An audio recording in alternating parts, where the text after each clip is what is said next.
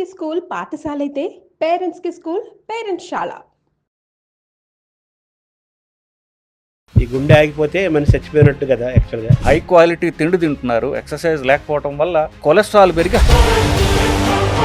షుగర్కి గుండెపోటుకు ఉన్న అనుబంధం ఏముంది? భారతదేశంలో హార్ట్ అటాక్స్ అనే దానికి ప్రధాన కారణం షుగర్. షుగర్ ఉన్న వాళ్ళల్లో హార్ట్ అటాక్ రిస్క్ చాలా చాలా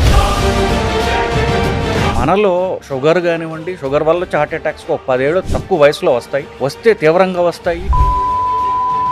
గుండెపోటు అనేది రాకుండా ఉండాలంటే వాట్ ఇస్ ది ప్రివెన్షన్? గుండెపోట్లు రక్తనాళాల్లో ఏదైతే బ్లాక్ చేస్తుందో అన్ని అవయవాల్ని కూడా అదే బ్లాక్ చేస్తుంది. కాళ్ళ రక్తనాళాలు బ్లాక్ అవడానికి ఇదే కారణం. అన్ని రక్తనాళాలు బ్లాక్ అవడానికి ఒకటే సింగులర్ పదార్థం పేరు. షుగర్ వచ్చిన తర్వాత పెరగకుండా ఉండాలంటే మీరు సూచించేది ఏంటి? డైట్ ఎక్సర్సైజ్ అనేవి మీరు ఏమి చేయగలరు, దాంట్లో ఆప్టిమైజ్ చేసుకోవాలి. మీరు డైట్ బాగా చేయగలరా, డైట్ చేయండి, ఎక్సర్సైజ్ చేయండి. ఇలా మీరు బ్యాలెన్స్ చేసుకుంటూ బరువు తగ్గితే ఆ షుగర్ అనేది రివర్స్ అవుతుంది. ఇప్పుడు బరువు తగ్గించడానికి లేటెస్ట్ గా కొన్ని ఇంజక్షన్లు కూడా అమెరికాలో ఉండే, ఇప్పుడు ఇండియాలో కూడా ఈ మధ్యనే వచ్చినాయి విన్నాం. అవి నిజంగా ఎఫెక్ట్ చేస్తాయా? సైడ్ ఎఫెక్ట్స్ ఏమైనా ఉంటాయి? అమెరికాలో ఏ బ్రాండ్స్ లో ఉన్నాయో అదే బ్రాండ్స్ ఇండియాలో దొరుకుతున్నాయి. ప్రస్తుతం మనకి 2 ఇంజక్షన్లు ఉన్నాయి, ఒక టాబ్లెట్ ఉంది. మీరు ఆశ్చర్యపోతారు, ఇవన్నీ ఆకలి తగ్గిస్తాయి. ఇప్పుడు కరోనాను మళ్ళీ పెరుగుతున్న నేపథ్యంలో మన గుండె ఆరోగ్యాన్ని దృష్టిలో పెట్టుకొని మనం ఎటువంటి జాగ్రత్తలు తీసుకోవాలి? మొదట ఈసారి వచ్చేటటువంటి కరోనా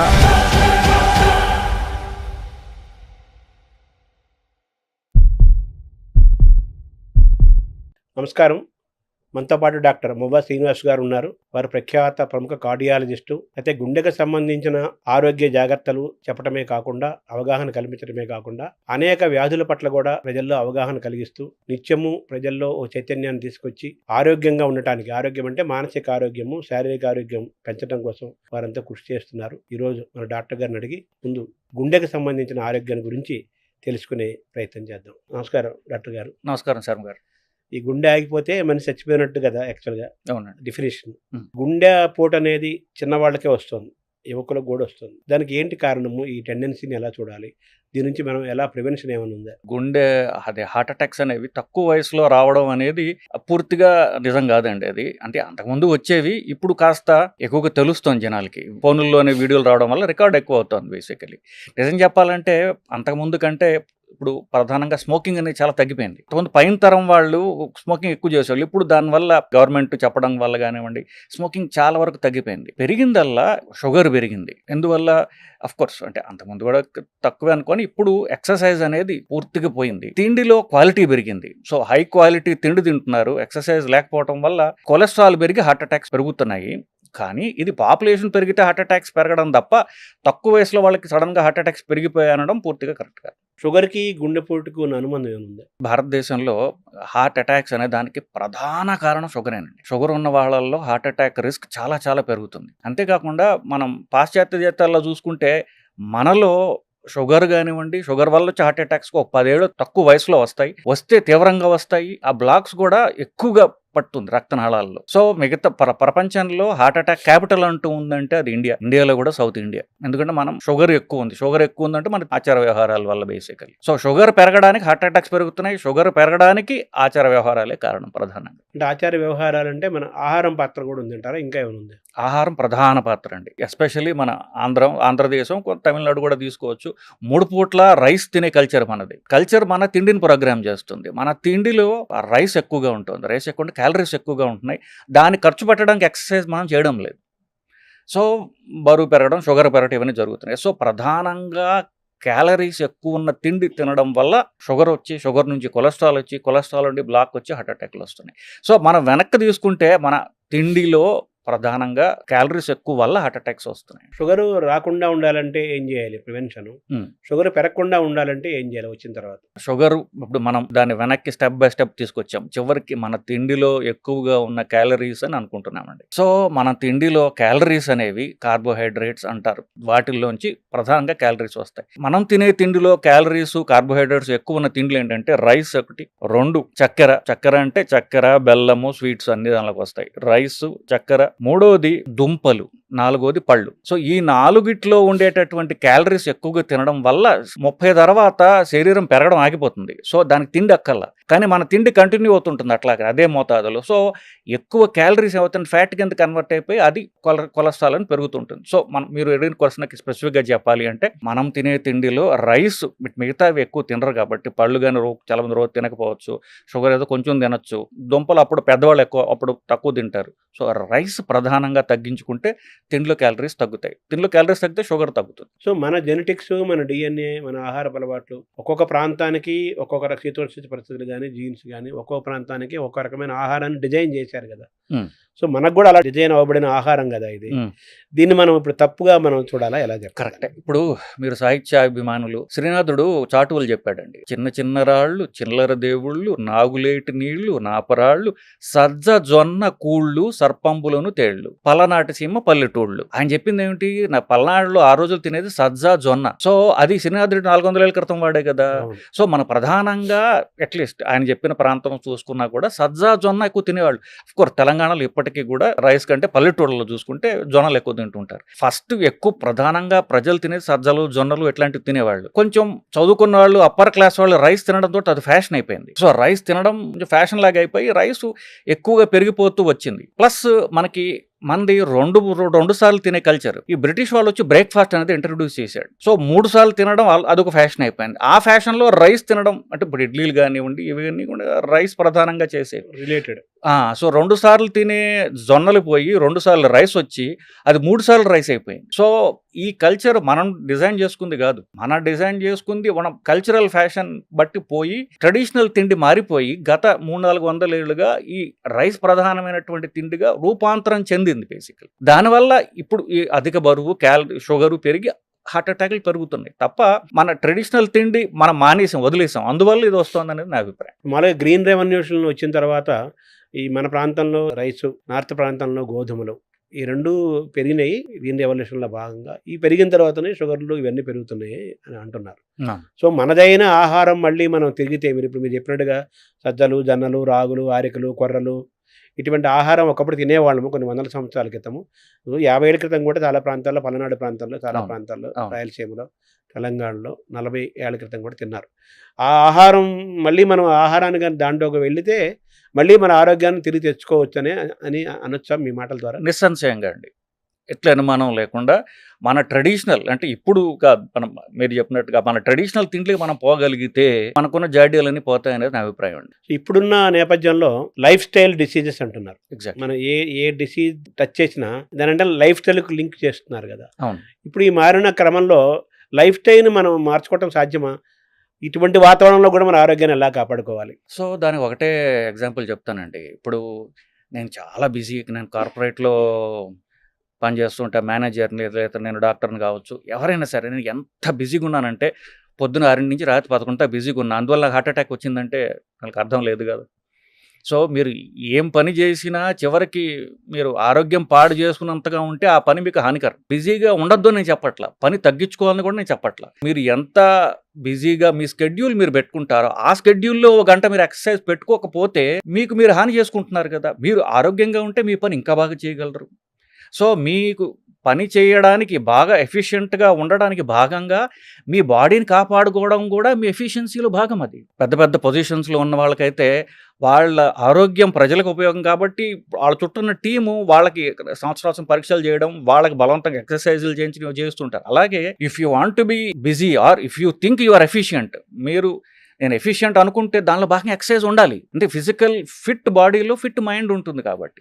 సో నేను ఎంత బిజీగా ఉన్నాను, చాలా స్ట్రెస్ఫుల్ లైఫ్ కాబట్టి నేను ఎక్సర్సైజ్ చేయలేకపోతున్నాను అనడం అనేది మీరు ఎఫిషియంట్ కాదు అని చెప్తోంది అది. సో అంటే దెర్ ఈజ్ నో ఎక్స్క్యూజ్. మీరు పొద్దున బిజీగా ఉంటే మధ్యాహ్నం చేయండి, లంచ్ టైంలో చేయండి. లంచ్ టైంలో బిజీగా ఉంటే ఎక్సర్సైజ్ సాయంత్రం చేయండి.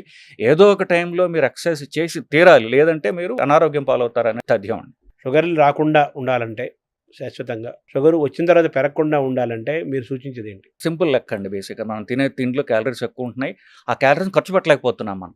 ఇప్పుడు డైట్ అంటాం. మనందరం ఇప్పుడు మాట్లాడింది రైస్ ఆపేయాలని చెప్తున్నాం. ఈ అలవాట్ల వల్ల ఇప్పుడు అన్నప్రాసన చేసేది అన్నం అంటున్నాం. అన్నప్రాసన ఒక సంవత్సరం వయసులో చేస్తారు. 40 ఏళ్ళకో 50 ఏళ్ళకో నాలాంటి డాక్టర్ అవ్వచ్చు అన్నం మానేయమంటే వాళ్ళకి కష్టం కావచ్చు. అందరూ ఆపలేకపోవచ్చు కూడా. సో ఈ డైట్, ఎక్సర్సైజ్ అనేవి మీరు ఏమి చేయగలరు దాంట్లోనే ఆప్టిమైజ్ చేసుకోవాలి.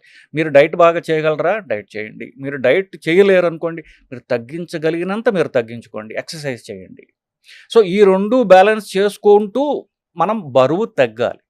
సో బరువు తగ్గడానికి మీరు డైటు చేయాలి, ఎక్సర్సైజు చేయాలి. వట్టి డైటే చేశారనుకోండి, ఒక గాలి తీసిన బెలూన్ లాగా ఒక సిక్ లుక్ వస్తుందన్నమాట. ఏదో జబ్బు పడిపోయిన వాడి లుక్ వస్తుంది. అది కాకుండా ఎక్సర్సైజ్ చేసినట్లయితే ఆ ఫ్యాట్ లాస్ ఏదైతే ఉందో అది హెల్తీగా ఉంటాడు వాడు. సో ఎక్సర్సైజ్ చేసిన బాడీ హెల్తీగా అందంగా కనిపిస్తుంది. ఉట్టి డైట్ చేసిన వాడికి జబ్బు వచ్చినా కూడా చూడండి అలా గాలి తీసిన బెలూన్లాగా అయిపోతాడు, చూసారు అలా. సో మీరు ఈ డైట్ని చేసుకుంటూ, మీరు డైట్ చేయడం కష్టమైతే కనీసం ఎక్సర్సైజ్ చేసుకుంటూ, ఎక్సర్సైజ్ చేయడం కష్టమైతే డైట్ ఎక్కువ చేసుకుంటూ, ఇలా మీరు బ్యాలెన్స్ చేసుకుంటూ బరువు తగ్గితే ఆ షుగర్ అనేది రివర్స్ అవుతుందండి. ఇప్పుడు మన డయాబెటీస్ అనేటటువంటి జబ్బులో 95% రివర్సిబుల్ అండి. 95% టైప్ 2 డయాబెటీస్ అంటారు. అంటే అది అధిక బరువు వల్ల వచ్చింది, అది జెనెటిక్గా వచ్చింది కాదు.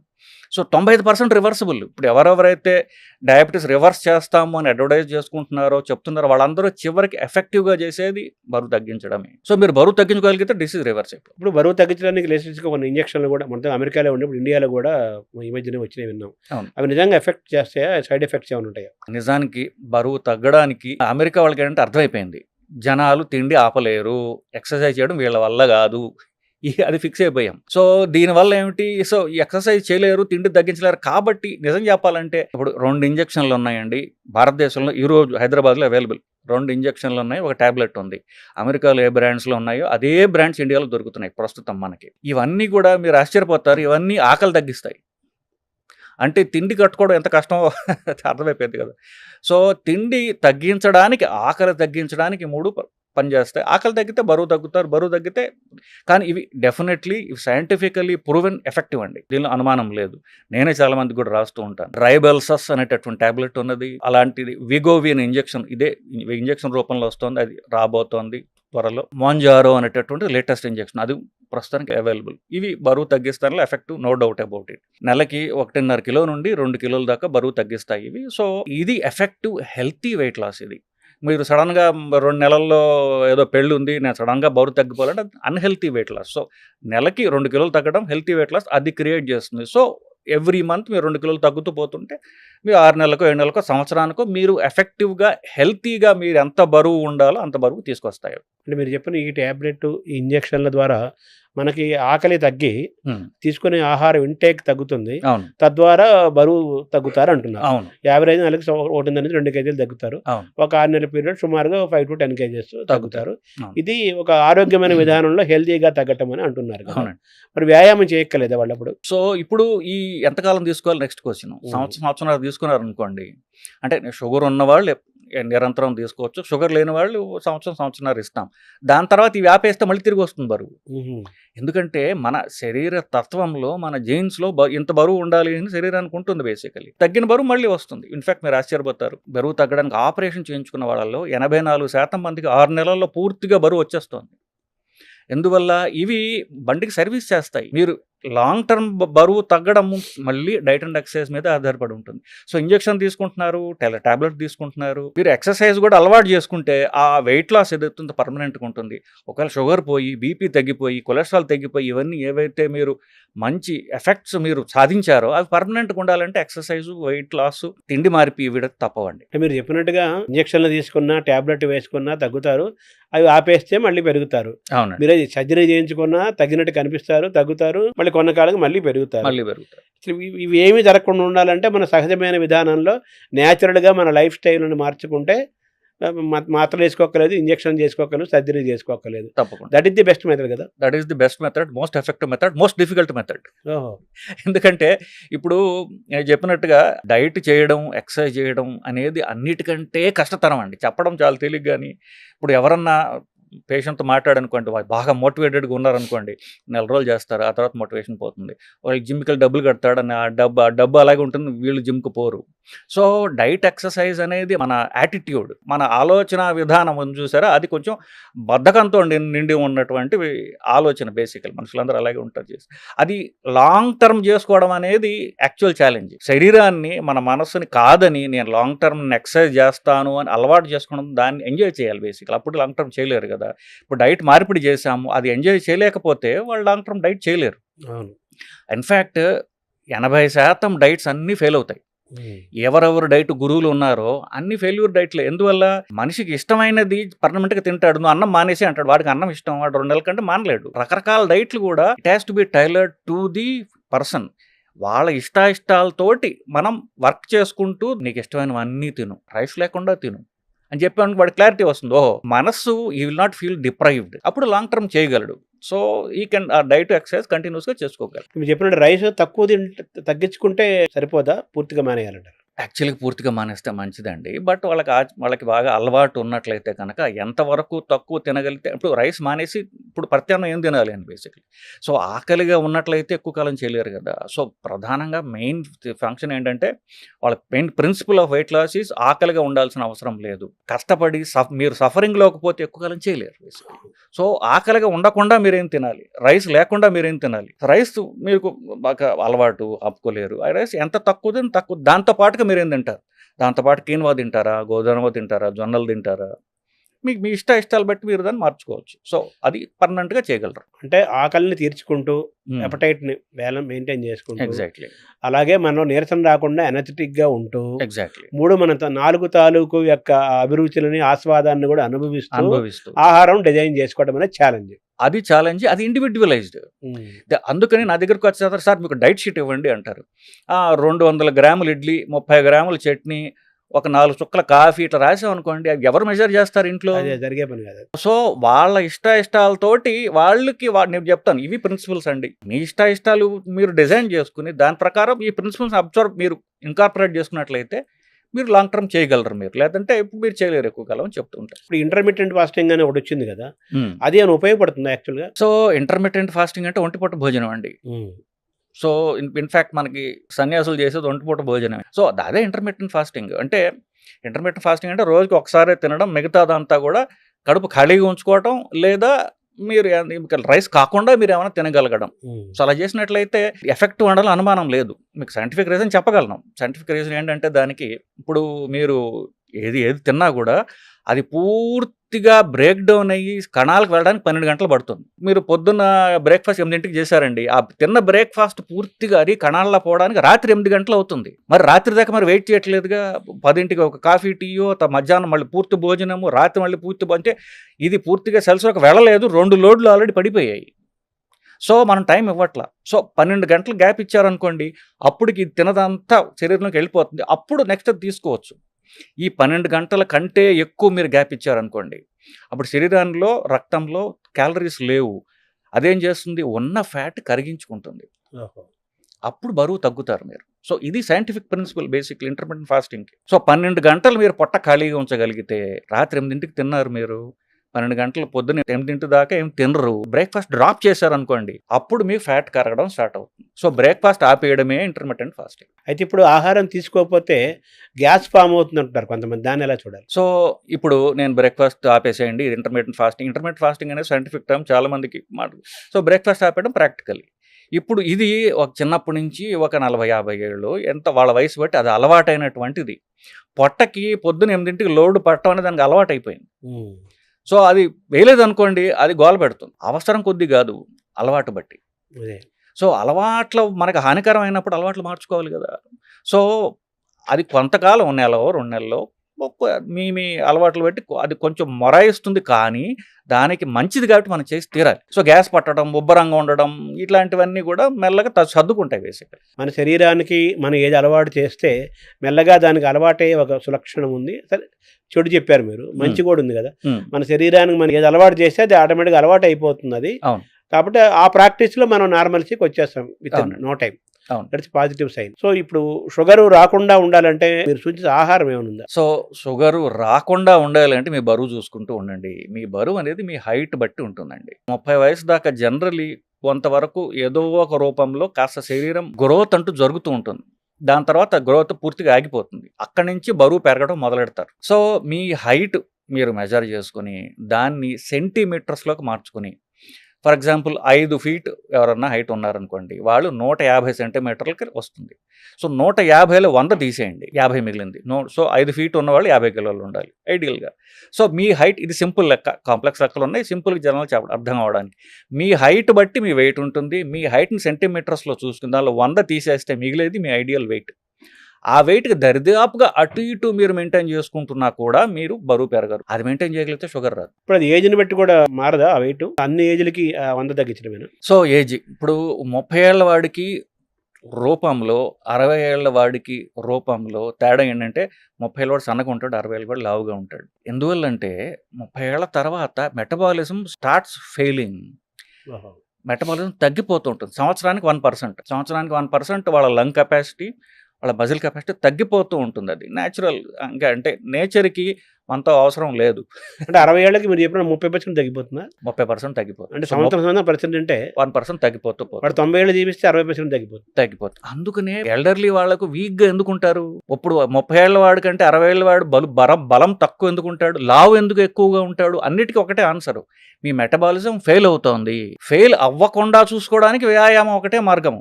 ఫెయిల్ అవ్వాలని లేదు, ఫెయిల్ న్యాచురల్గా అవ్వచ్చు. మీరు మజిల్ కండ బలం మజిల్ స్ట్రెంగ్త్ మీరు మెయింటైన్ చేసుకుంటే మీ మెటబాలిజం అనేది 30 ఏళ్లకు ఉన్న మెటబాలిజం 60 ఏళ్ళకి మీరు మెయింటైన్ చేయగలరు. అదే 90 ఏళ్ళు కూడా మెయింటైన్ చేయగలరు, if provided you maintain muscle strength. Muscle strength పెంచుకోవాలంటే ఎక్సర్సైజ్ ఒకటే భాగమా? ఎక్సర్సైజ్ మాత్రమే పనికొస్తుంది. మనిషి యొక్క బరువు ద్వారా కొలెస్ట్రాల్, షుగర్ ఇవన్నీ లింక్ గుండెపోట్లు చెప్పారు కదా. సన్నగా ఉంటారు, మామూలు ఐడియల్ వెయిట్ అనిపిస్తారు, చాలా లీన్గా ఉంటారు, మామూలుగా ఉంటారు. షుగర్ పేషెంట్లు, హార్ట్ పేషెంట్లు అలాంటి వాళ్ళు కూడా చాలా ఎక్కువ మంది ఉన్నారు కదా, దాన్ని ఎలా చూడాలి? మన భారతదేశంలో ఒక రకమైనటువంటి స్పెషల్ పాపులేషన్ ఉన్నారండి. వాళ్ళని ఏమంటే లీన్ డయాబెటిక్స్ అంటారు. ఇప్పుడు నేను ఇందాక చెప్పాను, షుగర్ వ్యాధిగ్రస్తుల్లో 95% మంది టైప్ 2 డయాబెటీస్ వాళ్ళు బరువు పెరగడం వల్ల వచ్చారు అని చెప్పేసి. ఇంకొక 5% ఉన్నారు చూసారా, వాళ్ళలో కొంత శాతం, 2% ఎవరంటే లీన్ డయాబెటిక్స్ అంటారు. ఇది భారతదేశంలో ఎక్కువ, ఎస్పెషల్ సౌత్ ఇండియాలో ఎక్కువ. అంటే సన్నగా ఉంటాడు వాడు, కానీ అవయవాల చుట్టూ ఫ్యాట్ ఎక్కువ ఉంటుంది, విజరల్ ఫ్యాట్. అంటే వాడు సన్నగా ఉంటాడు, పొట్ట మాత్రం ఎంత ఉంటుంది. అంటే ఏంటి, అవయవాల చుట్టూ ఫ్యాట్ ఎక్కువ ఉంది, దానివల్ల షుగర్ వస్తుంది వాళ్ళకి. సో వీళ్ళకి కూడా ఫ్యాట్ తగ్గడానికి చేసే ఎక్సర్సైజెస్ ఏవైతే ఉన్నాయో అవి చేసుకున్నట్లయితే పొట్ట చుట్టూ ఉండే ఫ్యాట్ కూడా పోతుంది వాళ్ళు. అంటే పొట్ట చుట్టూ ఉండే అవయవాల చుట్టూ ఉండే ఫ్యాట్, బొజ్జ, అది పోతుంది. పోతే షుగర్ రివర్స్ అవుతుంది. కడుపు చుట్టూ ఫ్యాట్ ఉండి పొట్ట ఎక్కువ ఉంటే సన్నగా, మిగతా ఆకృతి సన్నగా ఉంటుంది, పొట్ట దగ్గర ఎక్కువగా ఉంటుంది కాబట్టి అంటున్నారు. ఈ ఏం లేకుండా వాడు మామూలు చాలా మంది సన్నగా ఉండేవాళ్ళు, మామూలుగా ఉండేవాళ్ళు కూడా చాలా మంది ఉన్నారు షుగర్ పేషెంట్స్. వీళ్ళందరినీ లీన్ డయాబెటిక్స్ అంటామండి. వీళ్ళలో లీన్గా ఉండి పొట్ట కూడా లేకుండా డయాబెటీస్ ఉందంటే అది స్ట్రాంగ్ జీన్స్ వల్ల ఉంటే అవకాశం ఉన్నది. ఇప్పుడు దీంట్లో 90% కామన్ కాబట్టి 90% గురించి మాట్లాడుతున్నాం. ఇంకొక 5% ఏంటంటే మనకి జీన్స్ స్ట్రాంగ్గా ఉంటాయి. ఇప్పుడు 60 ఏళ్ళకి తాతగారికి షుగర్ వచ్చింది, కొడుక్కి 40 ఏళ్ళకి షుగర్ వస్తుంది, మనవడికి 30 ఏళ్ళకే వస్తుంది. తండ్రికి షుగర్ ఉన్నట్లయితే తర్వాత తరం కొడుకులకి, ఎస్పెషల్లీ కొడుకులు అంటే తండ్రికి షుగర్ ఉన్నట్లయితే తర్వాత సంతానానికి 5 రెట్లు షుగర్ వచ్చే రిస్క్ ఎక్కువ ఉంటుంది. సో మీరు చెప్పింది చాలా సబ్ కేటగిరీ. వాళ్ళకి స్ట్రాంగ్ జెనెటిక్ టెండెన్సీ ఉన్నప్పుడు ఇలా వస్తుంది. కొలెస్ట్రాల్ పాత్ర కూడా అంతేనా? షుగర్ ఉంటే షుగర్ నుంచి కొలెస్ట్రాల్ వస్తూ ఉంటుంది. కానీ కొలెస్ట్రాల్ ఇండిపెండెంట్గా రావచ్చు, ఒట్టి కొలెస్ట్రాలే రావచ్చు. కానీ షుగర్ వల్ల కామన్గా షుగర్ వల్ల కొలెస్ట్రాల్ పెరుగుతూ ఉంటుంది. గుండెపోట్లు అనేది మనం ప్రారంభంలో అనుకున్నాం. గుండెపోటు అనేది రాకుండా ఉండాలంటే మనం ఎటువంటి ఆహారం తీసుకోవాలి? ఇప్పుడు వాట్ ఇస్ ది ప్రివెన్షన్? గుండెపోటు ఎందుకు అంటున్నామంటే గుండెపోటు వల్ల ప్రాణాలు పోతాయని. బట్ అది గుండెపోట్లు రక్తనాళాల్లో ఏదైతే బ్లాక్ చేస్తుందో శరీరంలో అన్ని రక్తనాళాలని, అన్ని అవయవాల్ని కూడా అదే బ్లాక్ చేస్తుంది. ఫర్ ఎగ్జాంపుల్ గుండెపోటుకి ఏదైతే కారణమో పక్షవాతానికి అదే కారణం. అలాగే కాళ్ళ రక్తనాళాలు బ్లాక్ అవడానికి ఇదే కారణం. అన్ని రక్తనాళాలు బ్లాక్ అవడానికి ఒకటే సింగులర్ పదార్థం పేరు ఎల్డిఎల్. మన రిపీట్ ప్రొఫైల్లో అది కనిపిస్తూ ఉంటుంది. ఇది ఎల్డిఎల్ అనే పదార్థం కొలెస్ట్రాల్ అన్నదానికి ఇది ప్రధాన కారణం. దీనివల్ల బ్లాక్ అవుతాయని లిపిడ్ హైపోథసిస్ అని 1978లో కనిపెట్టారండి. ఇది ఒక స్టడీ చేసి కనిపెట్టారు బేసికలీ. సో ఎల్డిఎల్ అనే పదార్థాన్ని పరీక్ష చేసుకుంటూ, ఇన్ఫ్యాక్ట్ అమెరికన్ హార్ట్ అసోసియేషన్ వాళ్ళు ఏమంటారంటే 18 ఏళ్ళు వయసు దాటిన వాళ్ళు ప్రతి సంవత్సరం, ఫుల్ పాపులేషన్ ప్రతి సంవత్సరం కొలెస్ట్రాల్ పరీక్ష చేసుకోండి, ఎల్డిఎల్ మానిటర్ చేసుకోండి. దాని బ్యాడ్ కొలెస్ట్రాల్ అంటున్నారు. అది బ్యాడ్ కొలెస్ట్రాల్ అంటున్నాం.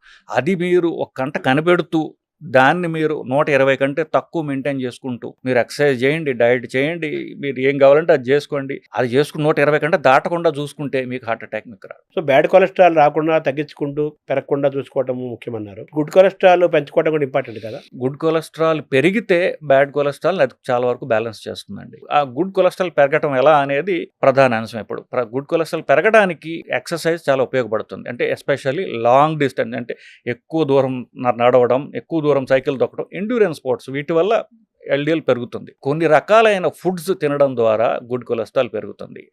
ఫుడ్స్ అంటే fish related, fish oil related. For example ఎక్కడెక్కడైతే చేప ఎక్కువ తింటున్నారో, ఫర్ ఎగ్జాంపుల్ జపాన్లో ఒకినావా అనేటువంటి ఒక ద్వీపం ఉంది, ఐలాండ్ ఉంది. దాంట్లో 90% మంది 90 ఏళ్ళు దాటిన వాళ్ళే. సో వాళ్ళలో స్టడీ చేశారు ఒకటి, ఎందుకు ఇక్కడ ఎక్కువ కాలం బతుకుతున్నారు అని. వాళ్ళు ఏం చేసి వాళ్ళ పరీక్ష చేయగా ఏం తెలిసింది, వాళ్ళు ఎక్కువ ఫిష్ తింటున్నారు అని చెప్పేసి. ఫిష్ ఆయిల్లోంచి గుడ్ కొలెస్ట్రాల్ పెరిగే సబ్స్టెన్స్ వస్తాయి. కొన్ని స్టడీస్ చేశారు, అన్ప్రూవన్, చాలా చిన్న స్టడీస్ ఏంటంటే వెల్లుల్లిలో కూడా ఎల్డిఎల్, హెచ్డిఎల్ అనేటువంటి గుడ్ కొలెస్ట్రాల్ పెరిగే గుణం ఉన్నది అని చెప్పేసి. సోలోమన్ ఏదో ఒక చేప అంటారు. సోలమన్ చేప. సో ఈ చేపలు అవి ప్రధానంగా తినొచ్చు. ఇప్పుడు వెజిటేరియన్స్ అంటే మేము చేపలలో తింటాం అనుకునే వాళ్ళకి ఫిష్ ఆయిల్ క్యాప్స్యూల్స్ అని దొరుకుతున్నాయి, అవి వాడచ్చు. ఫిష్ ఆయిల్ క్యాప్స్యూల్లో కూడా మాకు అభ్యంతరం ఉన్నది. దాంట్లోంచి తీసినటువంటి ఒమేగా 3 ఫ్యాటీ యాసిడ్ అనేటటువంటి ఫైనల్ పదార్థం ఉన్న క్యాప్సూల్ దొరుకుతాయి. అది మీరు రోజుకు ఒకటి వేసుకుంటే మీకు గుడ్ కొలెస్ట్రాల్ పెరుగుతుంది. సప్లిమెంట్ ఉంది మన దగ్గర. సప్లిమెంట్స్ ఉన్నాయి. తర్వాత నిద్రలో కొంతమంది గుండెపోట్లు వస్తుంటాయి, అలాగే బోర్లో పనుకుంటే ప్రమాదం అంటారు. ఇది కరెక్టేనా? ఇది బోర్లా పడుకోవడం వల్ల ఎట్టి ప్రమాదం లేదు నిజానికి. సో అది నిద్రలో హార్ట్ అటాక్స్ రావడం ఎంతవరకు, నిద్రలో హార్ట్ అటాక్స్ 2 ప్రధాన కారణాలండి. హార్ట్ అటాక్స్ అన్నీ కూడా ఎర్లీ ఇన్ ద మార్నింగ్ వస్తాయి. ఎందుకంటే ఇప్పుడు మనం ఏదైతే అనుకుంటున్నామో, మనకంటే శరీరము కొన్ని, ఈ ప్రకృతి అనేటటువంటిది మన చుట్టూ ఉన్న చూసారా, కొన్ని వందల లక్షల ఏళ్లుగా దాన్ని రిఫైన్ చేసుకుంటూ వచ్చింది. సో మన గుండె కొట్టట్లేదు కదా. సో శరీరానికి ఇన్నెట్ ఇంటెలిజెన్స్ ఏం చేస్తుందంటే, పొద్దున్న 6ంటికి వీళ్ళు నిద్ర లేపాలి కాబట్టి పొద్దున్న 3-4ంటికి బీపీ పెరగడం స్టార్ట్ అవుతుంది. ఆ బీపీ పెరగడంలో భాగంగా ఒక్కొక్కసారి హార్ట్ అటాక్ రిస్క్ వస్తుంది. ఎందుకు, బీపీ ఆల్రెడీ అధికంగా ఉన్న వాళ్ళకి, ఆల్రెడీ కొలెస్ట్రాల్ ఉన్న వాళ్ళకి ఆ బీపీ పెరగడంతో ఎర్లీ మార్నింగ్ అనేది సడన్గా హార్ట్ అటాక్స్ వస్తుంటాయి. So heart attacks early morning రావడం అనేది, పక్షవాతాలు ఎర్లీ మార్నింగ్ రావడం అనేది ఇది చాలా కామన్. దానికి సైంటిఫిక్గా ఇవి ఉన్నాయి. ఇంకొకటి, కొన్ని జెనెటిక్ హార్ట్ జబ్బులు ఉంటాయి, అవి కూడా అర్ధరాత్రి వస్తాయి, ఎర్లీ మార్నింగ్. అవి అర్ధరాత్రి నిద్రలో వచ్చే హార్ట్ అటాక్స్ వచ్చి అవి జెనెటిక్గా వచ్చినటువంటి జబ్బులు అవి. కానీ ప్రధానంగా హార్ట్ అటాక్స్, పక్షవాత ఎర్లీ మార్నింగ్ రావడానికి కారణం early morning rise of BP basically.